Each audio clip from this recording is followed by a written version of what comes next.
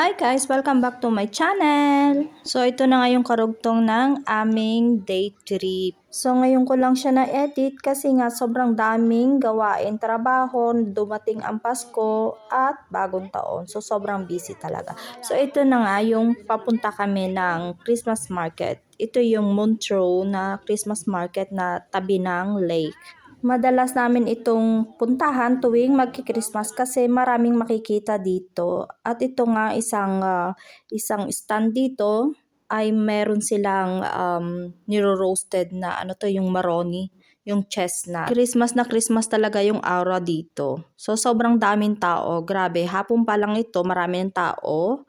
At mamayang gabi siguradong maraming tao. So marami nagbebenta dito ng mga damit yan, pero ang mamahal. Basta sa mga ganitong market, Christmas market, mahal ang mga bilihin, mga binebenta nila dito. Dito nga sa part nito ng Switzerland ay nagsasalita sila ng French. May dadaanan nga ako dito nagtitinda ng mga dry fruits. So binigyan nila ako ng free taste. So inalo ko yung anak ko kung gusto niya rin.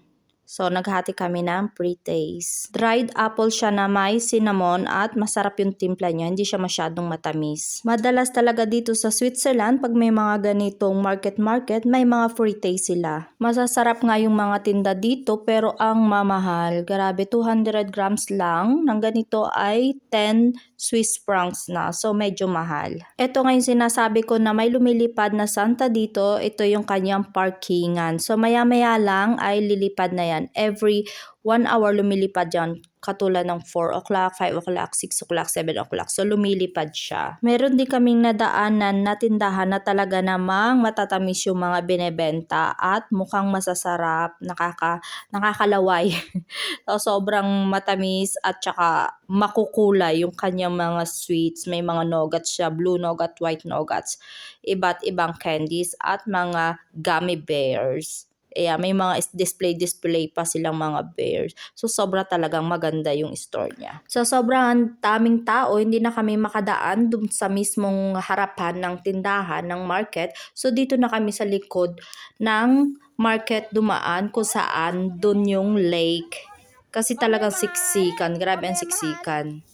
So after nga na parang nag-shortcut kami dun sa may mga bato, dun sa tabi ng lake, ay bumalik na uli kami dito sa harapan ng mga market. Kasi medyo maluag na sa part na to at medyo yung hindi na masyadong maraming tao. Pero maya-maya ay dadagsa pa yan. Mamaya pag medyo nagdilim, dadagsa pa talaga yung mga tao dito. Sobrang daming taong pupunta dito kasi nga maganda yung yung Christmas market nila dito. So, sobrang ang daming tao, kailangan ko talagang tingnan yung mga anak ko kung saan sila direction pumupunta. Kasi baka mamaya mawala sila, mapahiwalay sila sa amin. Pero minsan na nangyayari ay ako yung napapahiwalay kasi ako yung nagbibideo. So, minsan naiiwanan nila ako. Kaya nga, video pa more. Dito nga sa bandang dulo ay sobrang dami na ng tao kasi nandito yung mga ano nga ito. Yan yung mga nakikita nyo na yan, yung umiikot na yan. Hindi ko alam kung anong tawag diyan. Ayan, so nandito yung Ferris wheel, kaya marami talagang tao dito. Ito yung pinakang highlight na lugar nila dito sa market, gawa ng malaking Ferris wheel. At nandito rin yung mga stand na mga makakabili ka ng inumin, ng mga pagkain. Napakaganda talaga ng Christmas market na nila dito sa Montreux, hindi nakakasawa kahit na yung every year kang pumupunta dito. Talagang napakaganda. Pumasok nga kami sa isang hall dito. Hall ba yung tawag dun? Basta, pumasok talaga kami. Hindi ko alam kung anong tawag dito. Basta, ano siya, malaki yung bubong niya. Yun. Tapos, open siya. So, pumasok kami dito kasi meron ditong Glühwein, yung sikat na drinks dito sa Switzerland. Kapag ganitong winter, may Glühwein. So, wine siya na mainit, na matamis yun, ganun. Nung kumuha kami ng ticket, bulol. Nung kumuha kami ng ticket ng train, ay meron na rin kasamang Glühwein at saka yung tinapa, yung pretzel. So, pag pumunta kami dyan, ibigay lang namin yung ticket na yon at bibigyan kami ng ganong glühwein. Hindi pa nga kami nagkaintindihan diyan na nagbibigay ng glühwein kasi nga French sila at ang salita namin bulbul naman namin doon sa Bern, Switzerland ay ay German. So, dito ay French. So, hindi ako marunong mag-French, kaya tinuro ko na lang kung ano yung gusto ko. Kasi hindi talaga kami magkaintindihan kung ano yung gusto kong kunin.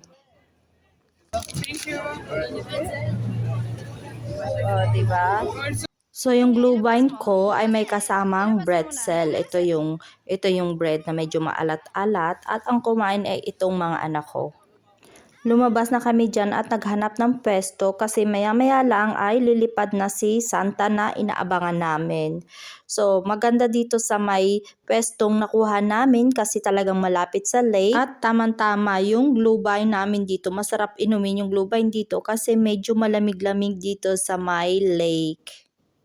Kanya-kanya tayo ng camera. Kanya-kanya camera. Tinaklawan. Oh, sabay-sabay daw tayo inom.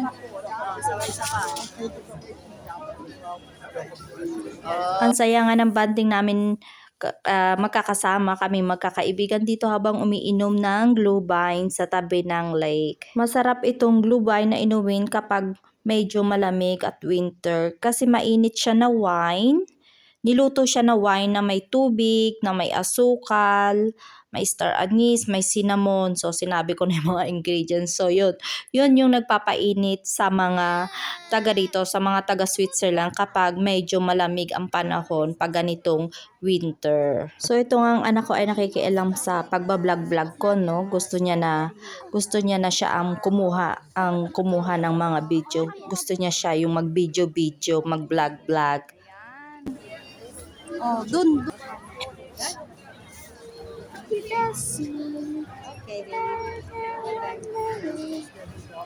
Hast du wenn du Video machen dort, anders sieht O diba, German yung salita nila. Minsan Swiss German. Minsan dumudugo yung ilong ko kakasagot sa kanila ng kanilang salita at kakaintindi kasi minsan hindi ko talaga maintindihan yung salita nila. Ang sabi niya dyan ay iharap ko daw yung camera doon sa may lake at sa mga bundok. So yan daw yung gusto niyang ipakita, i-video. So medyo dumidilim na nga dito at paganda na nga ang mga ilaw dito. Maya-maya nga ay lilipad na si Santa. Makikita na namin si Santa na lumilipad. Sobrang dami na nga ng tao dito at naka-ready na yung kanilang mga cellphone kasi nandiyan ni si Santa. Ayan si Santa lumilipad na sa ibabaw ng lake. Ayan may parang apoy, may ilaw. So yan na si Santa. Lumilipad na talaga siya. Guys, Santa, this is Santa, guys. Look at that. Look at that. That's Santa. Ay, tumigil. Oo, yan talaga siya tumigil. Tumigil si Santa, pabalik. Pabalik. So dito tumitigil si Santa at nagkakaway-kaway siya dyan. Kaya lang hindi namin makita kasi sa isang side siya, sa kabilang side siya kumakaway kaya hindi namin siya nakikita. Tapos pag pabalik na uli siya doon sa kanyang parking, may parkingan siya, pabalik na uli. So yan lang yung nagpapalipad, nakakabit sa kanya yung isang yung tali lang talaga yung nagpapalipad sa kanya kaya para siyang lumilipad, nakahang siya. So lumilipad siya every hour. Every hour lang siya nagpapakita sa tao.